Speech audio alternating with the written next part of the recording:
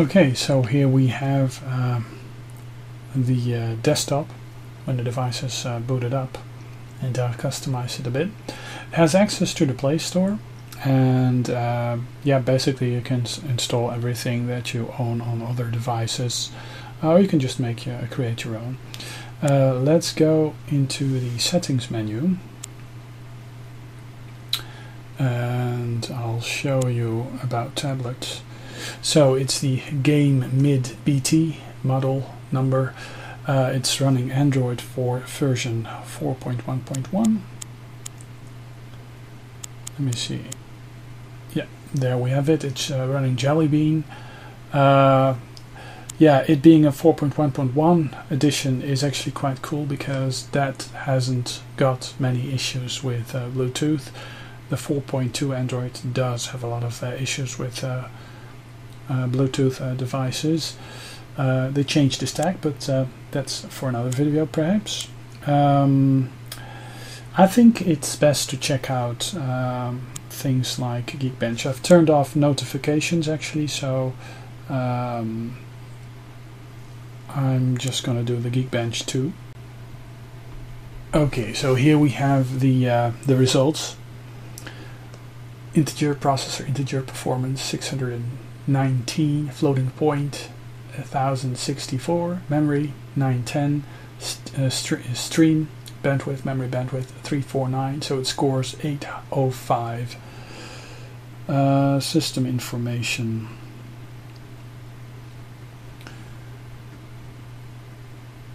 One processor, 2 cores. Integer performance. Just scroll through that. Floating point performance. A breakdown of that. Memory performance. And stream performance. So basically that's it. Compare. So this device scores 805. You see that the Galaxy Nexus 10 scores 2433. Nexus 4. Nexus 7.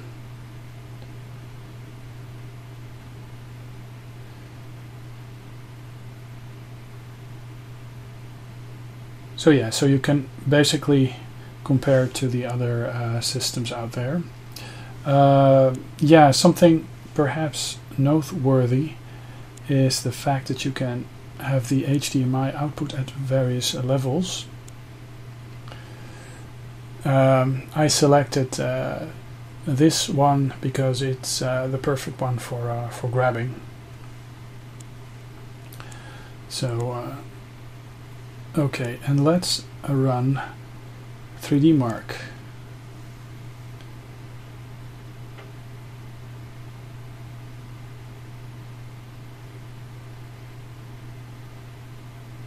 Run Icestorm.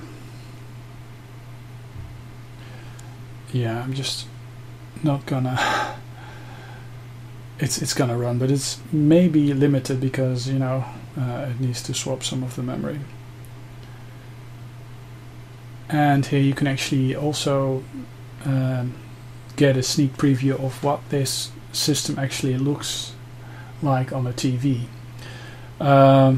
Yeah, I mean, these devices really come very close to the PlayStation 2, Dreamcast, and above that. It's somewhere in between the PlayStation 3 and the PlayStation 2, I guess. So, I mean, this is not the highest frame rate available. There's devices, of course, that will run this much smoother, but it runs at a very decent frame rate, and this is a very demanding piece of software. Basically, this is a child, or a follow-up to the 3D Mark on the PC that people used to run. What you can actually see is that in the PC world, basically any current PC would struggle running this, and same goes for the Android world. I mean, all systems struggle at least a little bit, but it sure looks great. Ideally, you would have this running at least 25 frames per second solid, which it doesn't, but sometimes it gets close. And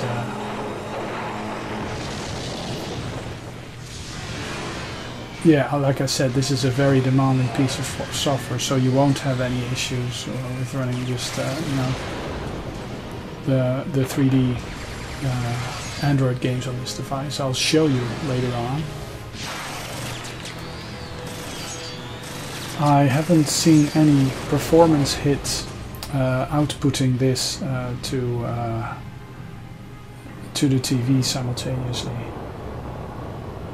So that's why I'm just doing these benchmarks, and perhaps some people would actually love to play it or prefer play the game on the television. Basically, it turns into a Wii U with a dual screen. Only the screen shows the same game. May actually be possible for these Android devices to show two different games. Now it's mirroring. Now we move on to the workloads.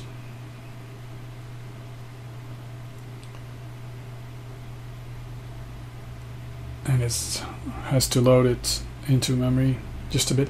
Yeah, and this is just unscripted, you know, just like the other Android videos. I'm just gonna sit here and show you bits of it and give you my impressions, give you some background information. So yeah, this is basically a standard run. It has to render every frame, so no frame drops. And yeah, it shows you how many frames per second it actually reaches when it's rendering every frame that there is, and it calculates the time it needs to render every frame. And these are just not flat textures. There's all sorts of visual trickery going on, like reflections and lighting and transparencies and what have you.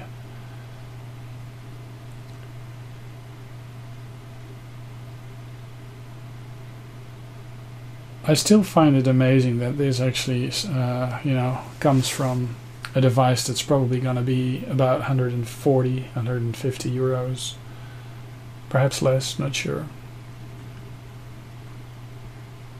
It all depends on what the eventual vendors will want to have as configurations.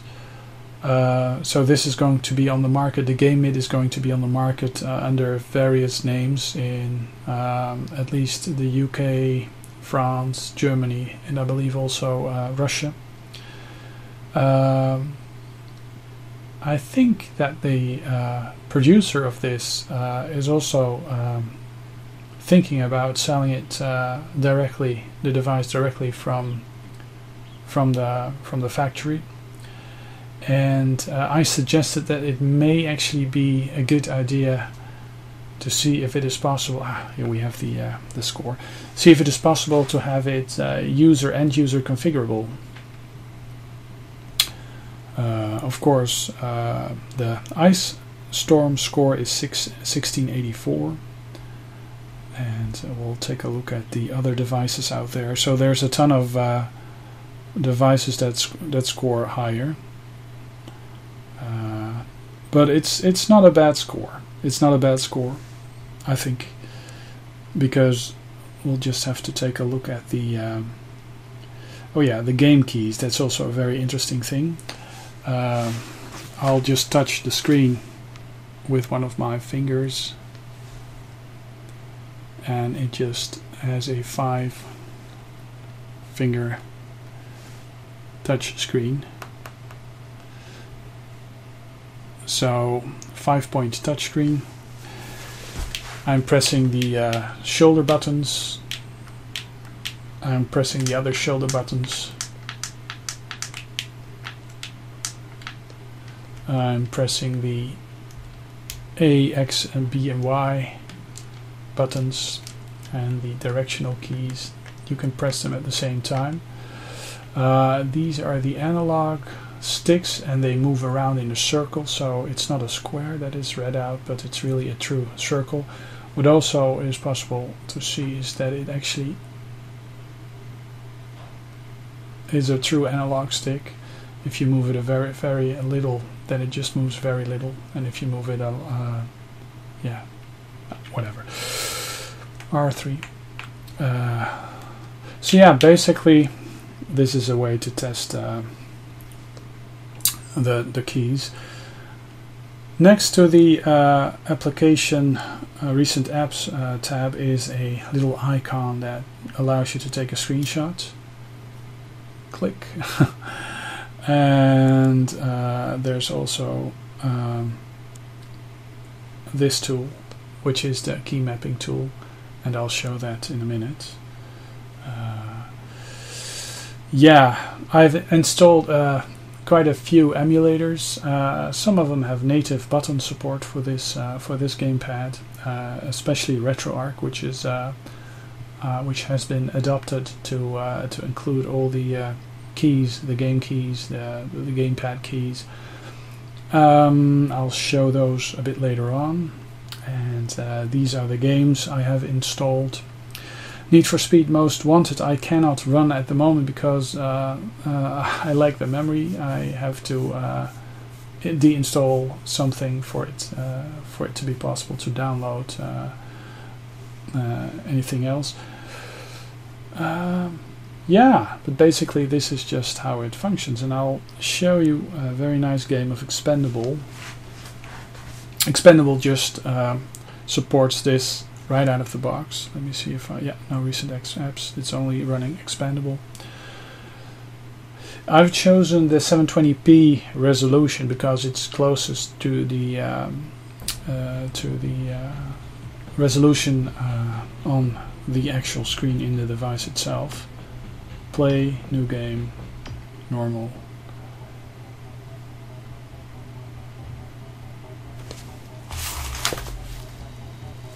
Continue, and here you can see the native button support for this device.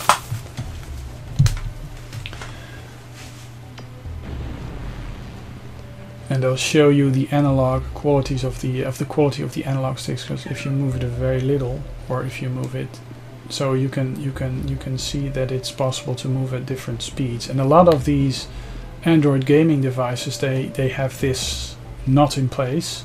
It's just either or, so they're not really, it's on off, so it's not really an analog stick at all, but something mimicking an analog stick. The JXD is a fine example of that.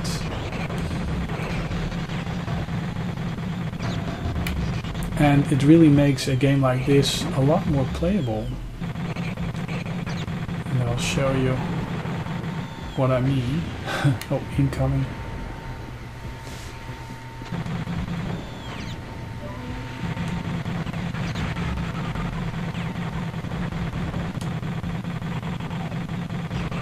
So here we have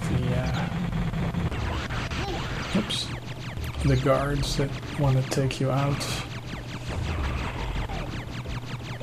And as you can see, this runs just super smooth. This actually originally came out on the PlayStation 1, and the high resolution version became available for the Dreamcast.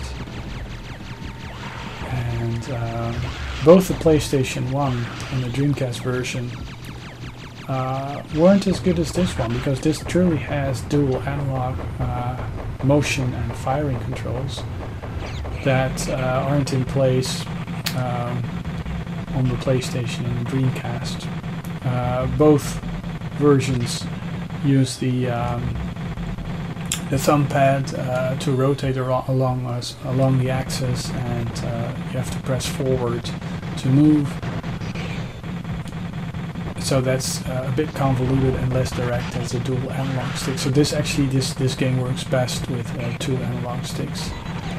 Yeah, it's a shame it never came out on the PlayStation 2, because that system would have made a fine version. And it also never came out on the original Xbox.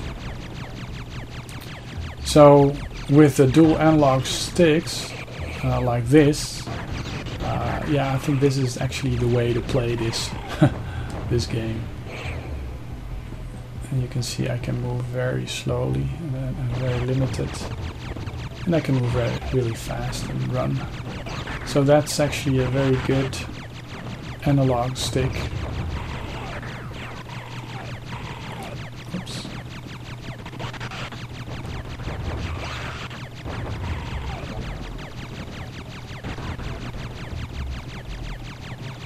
So this is just a test run to see if the video, if something like this works on the video.